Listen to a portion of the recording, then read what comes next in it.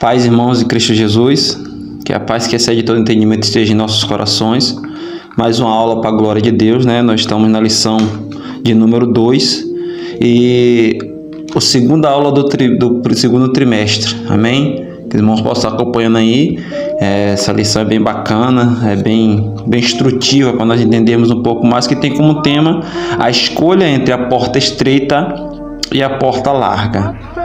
Esse tema é muito atípico, né? Muitas pessoas estão escolhendo as suas portas para entrarem, né? E nós sabemos que cada porta leva a um destino, a um caminho, e cada um pode escolher, né? Hoje nós vamos aprender um pouco acerca da diferença da porta estreita para a porta larga, amém?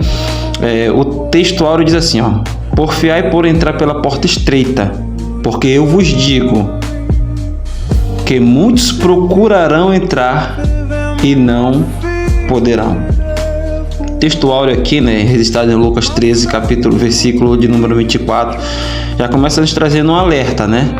Que o ideal é que nós entramos pela porta estreita, e se é estreita é porque vai ter dificuldades, né?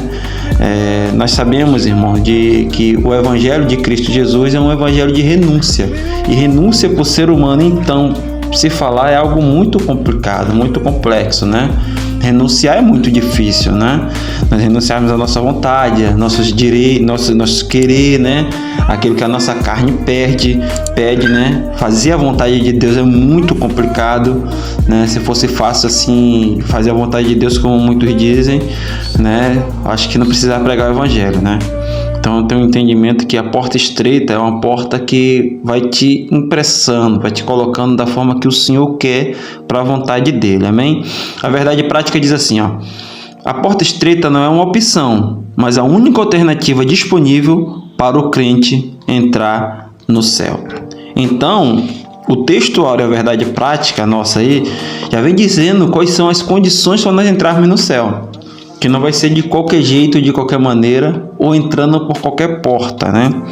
Só em falar que é estreito, né? Você já entrou em algum ambiente onde era muito estreito, que você não podia se locomover, não é incômodo?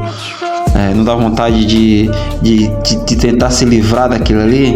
Pois é desse jeito aí mesmo, entendeu? É incômodo, vai criar dificuldade, mas no final vai ser bênção para nossas vidas, amém? A introdução diz assim, ó: nesta lição, estudaremos o símbolo da porta estreita e da larga, do caminho apertado e do espaçoso. Nosso propósito é pontuar algumas razões que nos mostram por que devemos escolher a porta estreita, ou seja, é uma questão de escolha. Lembra que a Bíblia diz que não é por força nem por violência, mas é pelo meu espírito, é pelo convencimento. A porta estreita e larga também é escolha, tá? E do ponto de vista bíblico, como entrar pelo caminho apertado? Nesse sentido, veremos que o início de nossa jornada deve levar em conta o caminho que nos conduz ao céu. Amém, irmão? Se tem um caminho que conduz ao céu, também tem um caminho que conduz ao inferno, né? A tormenta, as dores. E se nós observarmos, os dias são tão tenebrosos que a lei, né, os homens que não conseguem ser espirituais acerca do que Cristo nos ensinou, que o Espírito Santo nos fala, eles estão criando leis que justamente estão fazendo com que a porta se estreite cada vez mais. Então vai chegar um tempo que realmente é quem quer mesmo a salvação, quem quer Deus, não vai ter sombra de dúvida, não vai ter como mais nós disfarçarmos, né, como um ditado antigo, né, crente James Bond, ninguém sabe o que é, né? Não vai ter mais isso, porque está chegando momentos em que a lei está obrigando você a se revelar quem é, né? Nós vemos aí várias situações que estão acontecendo aí no nosso país, que isso aí é para a glória de Deus, tá? Entenda que nada vai acontecer sem o controle do Senhor, amém? O tópico 1 diz assim, ó: portas e caminhos. A porta estreita. A ideia de uma porta estreita como um caminho para a vida está presente tanto na literatura judaica quanto na cristã. Por exemplo, uma concepção encontrada no Antigo Testamento. Sabemos que a porta é uma entrada existente em um edifício ou muro de uma cidade. Algo muito comum nos tempos antigos, em que a cidade era toda murada, e ao redor de todo edifício havia uma porta estreita. Era por meio dessa porta que todos entravam e saíam da cidade, ou seja, o autor que está nos dando uma referência que havia cidade que a porta era que a cidade era toda murada, mas havia só uma porta. Aqui é a entrada e aqui é a saída. Mas isso era questão de por que fazer só uma porta se o muro era tão grande? Por segurança, por controle e por sabedoria. Porque se você tem um muro enorme, uma cidade grande, só tem uma entrada, se alguém pular o muro e não entrar por aquela porta, é invasor, digno de punição. Então a porta em si aqui, como está nos dando uma referência, ela é muito importante, não só na nossa cidade, mas nas nossas vidas, né? As portas que nós temos, né? Não sei se você já ouviu falar, nós temos 5 portas: audição, visão, olfato, paladar, tato. Tudo isso são portas de entrada e portas de saída também, que possam nos edificar, como também podem nos destruir. Então nós temos que ter cuidado muito com as portas que nós abrimos na nossa vida, né? Com quem você conversa, com quem você fala, entendeu? O que você posta, porque tem gente que acha que você postar no status, você curtir, pessoas curtindo coisas que tipo assim, não edificam. Irmãos, se você curtir uma coisa, é que você idealiza com aquilo. Então esse negócio de, não, eu curti, mas eu não compactou assim. Se você diz ser uma pessoa de família e você curte algo que está destruindo a família, você está em conflito de caráter. Então, nós temos que nos policiar. Esses vídeos, esse estudo é para isso, é para nós entendermos e tomar uma posição. Então, nós temos que nos decidir de fato o que nós somos, para nós podermos prosseguir na caminhada em santidade e em serenidade. Amém? O número 2 do tópico 1 diz assim, o caminho apertado. Quando falamos de caminho apertado, apontamos para a conduta, a maneira de viver que evidencia a salvação ou perdição. Nesse sentido, a linguagem figurada do caminho apertado, conforme Mateus 7, aponta para o que deseja a vida eterna. Não por acaso, a palavra apertado, presta atenção, vem do verbo grego, que significa prensar com uva, espremer, pressionar com firmeza, caminho comprimido, contraído, metaforicamente, aborrecer, afligir, angustiar. Assim, o caminho apertado é o que nos leva a praticar os ensinos de Jesus de modo bem concreto: amar os inimigos, não praticar hipocrisia, acumular tesouros no céu, dentre outros princípios celestiais ensinados no Sermão do Monte. Olha só como a Bíblia ela como é que eu posso dizer, essencial para o ser humano conquistar o céu, né? Muitas pessoas querem viver uma vida totalmente contrária à vontade de Deus e depois dizendo que são filhos de Deus. Depois eles dizem que querem herdar a salvação. E quando herdar a salvação, na verdade, o que? É uma prática constante, é o seu caminhar no seu dia a dia com as pessoas, no mundo aí fora, nas coisas seculares. Entendeu? Então o caminho apertado é esse, é o caminho estreito. Nem tudo o crente pode fazer. Nem deve, todas as coisas nos são lícitas, mas nem tudo nos convém fazer. Nós temos que ser luz, diferente. Mas tem muitas pessoas que estão vivendo de uma forma que estão achando que tem nada a ver, né? E vão ser surpreendidos naquele grande dia, né? Aí nós vemos algumas de muitas práticas que o Senhor Jesus colocou como base para nós entendermos o que é um cidadão do céu, o que é um morador. E não é fácil praticar, ninguém está aqui pregando hipocrisia, não, tá? Não é fácil praticar isso, não, é muito difícil, mas não é impossível, porque se Jesus veio justamente para nos dar o exemplo de que é possível, com toda falha, com todo erro, é possível. Então nós temos que ter o quê? A sabedoria vinda de Deus. E como é que nós conseguimos a sabedoria? Através da busca do Espírito Santo. Sem o Espírito Santo a gente não consegue, não tem como, não tem filósofo, antropólogo, não tem psicanalista, psicólogo, não tem homem erudito, sábio nessa terra, com nível de conhecimento, em PhD em qualquer área, que faça-nos cumprir esses termos, esses princípios, se não tivermos o Espírito Santo.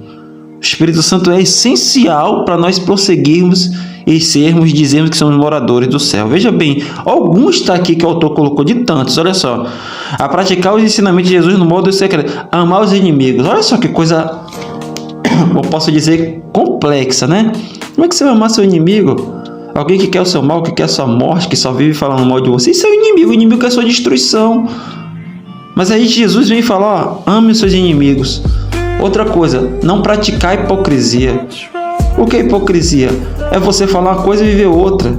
É onde eu falo acerca muito dos likes, dos comentários, né? Na rede social você é uma coisa, presencialmente você é horrível. No púlpito pregando você é uma pessoa amorosa, brincalhona, mas você é uma pessoa horrível pessoalmente.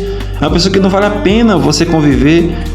Isso mexe muito com a saúde mental das pessoas. Muitas pessoas estão se afastando do reino, de Deus, por causa da hipocrisia de muitos. A pessoa prega santidade, prega amor, prega perdão, mas na verdade não pratica.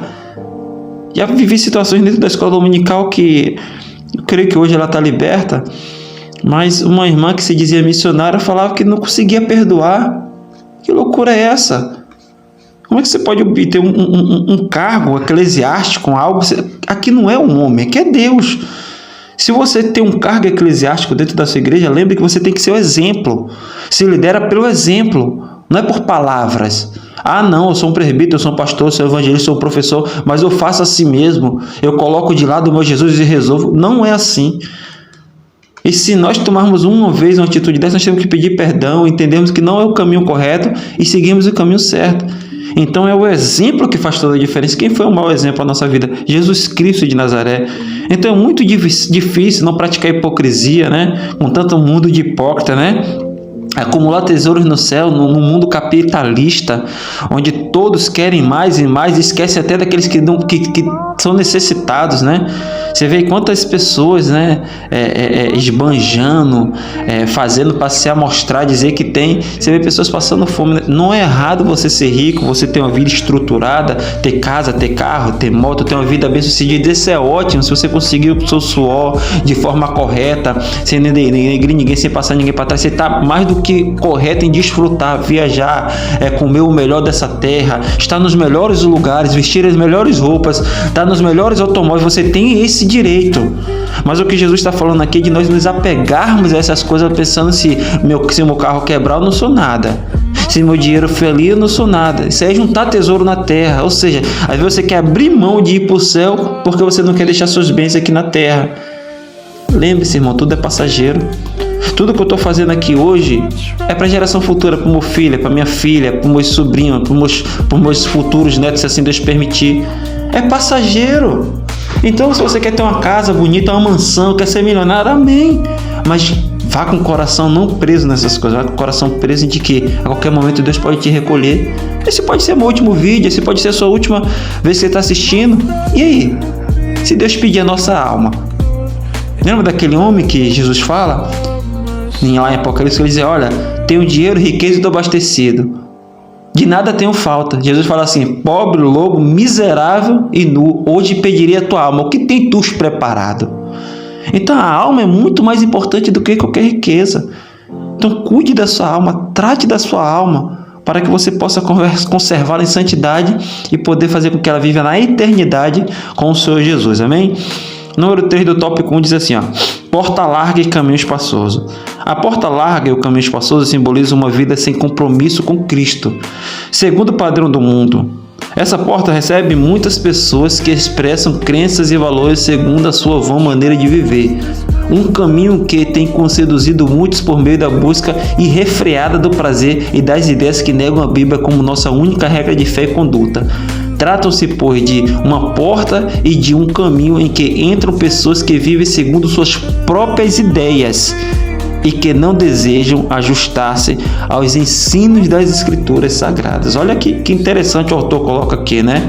Ó, um caminho que tem seduzido muitos por meio de busca irrefreadas do prazer e das ideias que negam a Bíblia como nossa única regra de fé e conduta. Ou seja, é prazeres irrefreados. Quanto mais, melhor. Prazeres sexuais, prazeres carnais, prazeres alimentícios. Quanto mais, melhor. Você já ouviu já leu a passagem bíblica que fala que um abismo chama outro abismo? Hoje você mente, amanhã você furta, depois você mata, e assim sucessivamente. É um abismo chamando outro abismo. Então nós temos que ter muito cuidado com nossos desejos, porque as pessoas ultimamente estão muito preocupadas com o diabo, com seus demônios, com potestades e principados, mas se esquece que a maior luta nossa não é contra o inimigo das nossas almas. Ele está aí, mas a Bíblia diz o que? Olha, sujeitai-vos a Deus, resistir ao diabo e ele fugirá de vós. Então o inimigo de nossas almas não é nosso maior inimigo. O inimigo de nossas almas, o maior inimigo nosso é a nossa carne. É isso aqui, ó. Que todo dia nos impulsiona a se afastar de Deus, a não ter um momento de devocional ali, ouvir um louvor, ouvir uma ministração. Então, a nossa maior luta é contra essa nossa matéria, é nossa matéria. E isso nós temos que ter esse entendimento para nós vencermos no nosso dia a dia. Porque a Bíblia diz o quê? Se você se sujeitar a Deus e resistir ao diabo, ele foge.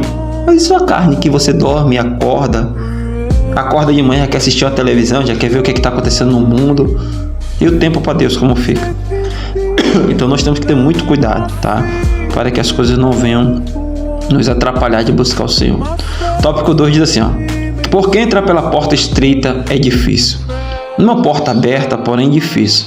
A porta para a entrada da pátria celestial está aberta, porém há muitos impedimentos para que a alma humana a atravesse. A alma humana, vamos lá. O egoísmo, o ego inflado, a idolatria, dentre outros. Contudo, nosso Senhor ensinou que tomar o caminho do céu é preciso negar a si mesmo, negar sua vontade, seu querer, mesmo deixar morrer o que somos para viver a vida com Ele, a fim de que resulte uma glória progressiva e indivisível, ou seja, uma coisa progressiva, não é uma coisa que vai acontecer da noite para o dia. Eu vejo muitas pessoas cobrando, pessoas que acabaram de se converter, a fazer isso, a fazer aquilo. Ei, calma, temos que ter calma, não é assim. Há uma constância, há muita limpeza, há um caminho para seguir. Deus tem o poder de mudar da noite para o dia, da água para o vinho? Sim, mas na maioria das vezes não acontece. Nós temos que ter paciência, consciência. As pessoas que vêm de uma vida totalmente perturbada, deturpada, uma vida de vícios, de drogas, de crime, até sair do seu psique leva um período de tempo. Isso tem que ser um tratamento espiritual, psicológico, emocional. Então temos que ter paciência com essas pessoas e acreditar que quem vai fazer a transformação é o Espírito Santo de Deus. Amém? Número 2 do tópico 2 diz assim: as oportunidades da porta larga são atraentes.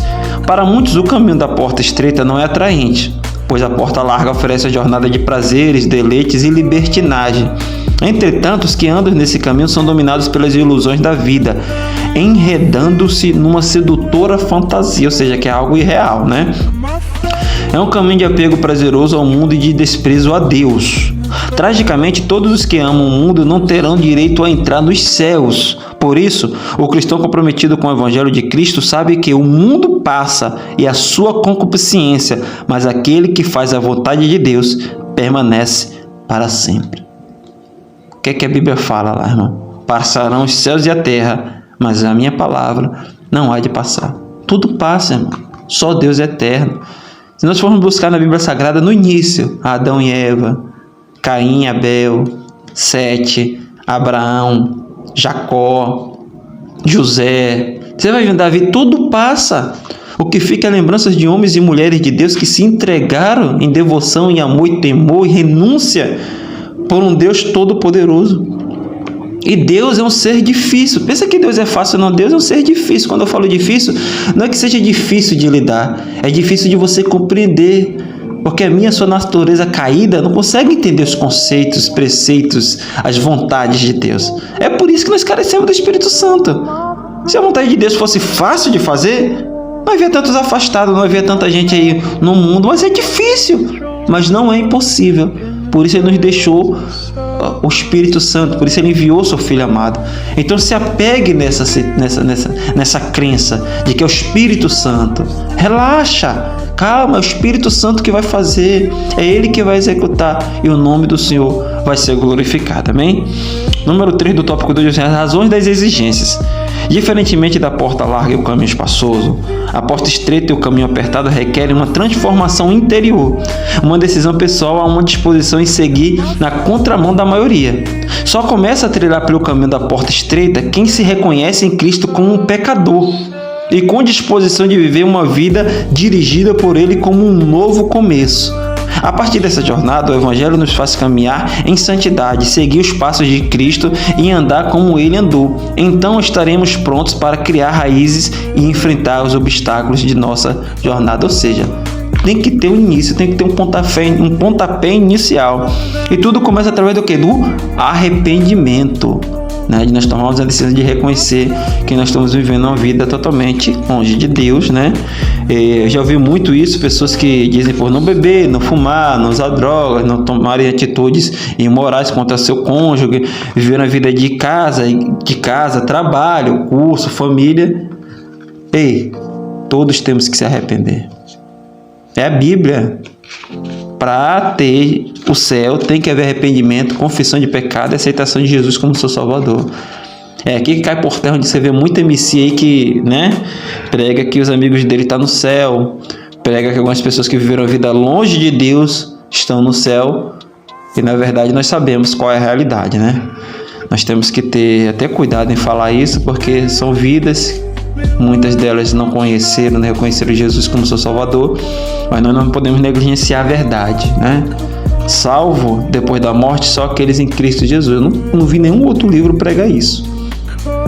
Eu não vi nenhum outro tipo de lugar falar isso. Se tiver, me apresenta que eu quero. Até os satanistas, eles não falam, ó, se você aceitar Lúcifer, quando você morrer você vai para o céu. E eles não têm base para isso. E as atitudes deles não mostram isso. Então nós temos que saber lidar com essas situações, porque são vidas que precisam de Jesus, amém? Tópico 3 diz assim, ó: entrando pela porta e pelo caminho do céu. 1. Arrependimento de pecados. Por meio das palavras do arauto divino, João Batista, né? A mensagem pregada por ele para entrar no reino de Deus é o arrependimento. Olha só, é o arrependimento. João é uma voz que ecoa entre a antiga e a nova aliança, confirmando as palavras dos profetas do Antigo Testamento, pois sua mensagem de arrependimento era a mesma pregada por Isaías e Jeremias. Por essa razão é importante ponderar que o arrependimento bíblico não é uma questão meramente emocional, mas uma disposição para mudar de ideia e um exercício que envolve o aspecto mental e moral do pecador, ou seja, a mente e a moralidade do pecador. Eles têm consciência, ganharam consciência do que as práticas deles podem ocasionar caso eles venham morrer. Moral do pecador. Por meio da pregação e da aceitação do Evangelho, mediante a ação regeneradora do Espírito Santo, o pecador renuncia ao pecado, reorienta a vida e afirma uma resolução de deixar o caminho espaçoso para tomar o caminho que conduz para a vida eterna, que é a porta estreita. Então, resumindo essa parte aqui, ele muda o estilo de vida, de pensar, as atitudes que ele quer tomar. Então é muito importante essa questão aí, né? Das pessoas se arrependerem da moral, da consciência, para que a pessoa possa ir pela porta estreita, né? Número 2 do tópico 3 diz assim: confissão de pecados. O ministério de João Batista foi impactante, de modo que iam ter com ele toda a Judéia e a província do Jordão. Os que iam até João confessavam seus pecados para serem batizados. Ora, a Bíblia diz que todos pecaram e separados estão da glória de Deus. Da glória de Deus. Sem que o homem reconheça que é pecador, jamais compreenderá que precisa de um Salvador. Nesse aspecto, a confissão pessoal dos pecados é uma perspectiva nova que aparece com o ministério de João Batista. Em Israel, a confissão era nacional e se dava em dia especial como o dia da expiação. Por meio do modelo de vida de João Batista, a confissão de pecados passou a fazer parte da tradição cristã. Desse modo, a pessoa confessa os seus pecados e afirma que crê em Deus poderoso e Salvador. Assim, quando o homem reconhece em confissão que é um pecador, ele recebe o perdão de seus pecados. No mundo em que as pessoas querem estar sempre certas, reconhecer pecado parece até uma prisão perpétua, né? Mas é algo que Deus pede para que nós possamos, assim, estar livres, né, de nós mesmos, dos apontamentos, das acusações, reconhecer os erros, né? Isso é muito importante, né? Nós reconhecermos os erros e sabemos que somos falhos, indignos, né? Ninguém é merecedor. Por isso que nós lemos ali, logo acima, diz o quê? Que todos pecaram e destituídos, separados estão da glória de Deus. Mas Jesus, ao morrer na cruz e ao ressuscitar, está à destra de Deus e intercede por nós e por aqueles que o aceitam como Salvador e reconhecem o seu sacrifício. Eles recebem de Deus a dádiva de ser chamados novamente filho de Deus e quando morrerem, poderem estar no céu. Amém? Número 3 do tópico 3 é assim, ó: produzindo frutos de arrependimento. Para João Batista, o batismo é a confissão somente não seriam as provas verdadeiras da mudança de vida. Era preciso apresentar frutos na vida como a marca de um arrependimento sincero. Em Lucas, podemos contemplar frutos concretos que João Batista esperava de que se arrependesse: honestidade, misericórdia, respeito às autoridades, dentre outros. Isso era a prova de que a natureza da pessoa havia sido verdadeiramente transformada. Portanto, uma pessoa que teve um encontro verdadeiro com Jesus produzirá frutos dignos de arrependimento, uma nova forma de pensar e agir, um novo estilo de vida. Ou seja, não é só por falar, é por atitudes, né? Então, o arrependimento vem através das atitudes que as pessoas têm que tomar para elas entenderem que de fato mudaram, né? Quando a pessoa aceita Jesus, se arrepende de seus pecados, é notório. É notório na vida da pessoa o semblante, a forma de agir. A pessoa perde a agressividade, perde aquela vida, regressa na carnalidade, que tudo era briga, confusão, resolvo tudo desse jeito, e nós começamos a ver que não é mais dessa forma, né? É conforme o Senhor, ele desejava. Então nós temos que ter essa sabedoria e esse entendimento através do Evangelho. A conclusão diz assim, irmãos, no momento que inicia a sua jornada com Cristo, o cristão deve ter a consciência de que escolheu o caminho estreito e a porta apertada para trilhar o caminho do céu. Isso significa que precisamos renunciar ao eu, nossos pensamentos e desejos, para que Cristo apareça. Isso só é possível por meio de um verdadeiro arrependimento, confissão de pecados e a experiência do perdão. Então é algo que está faltando na vida de muita gente. Muitas das vezes não é Bíblia, né? Muitas das vezes não é palavra, não é louvor, não é comunhão com os irmãos, não é estar envolvido nas coisas de Deus, que muita gente está envolvida. Às vezes o que falta é experiência com Deus. Então eu peço que você tenha uma experiência com Deus, que você se entregue de coração, que você faça tudo o que Deus pedir, para que você possa vir entender, né, de fato o que Ele quer, né? Que só assim você vai poder falar com mais eficácia, né? Que só assim você vai experimentar o perdão de Deus, que só assim você vai saber de fato o que Ele quer.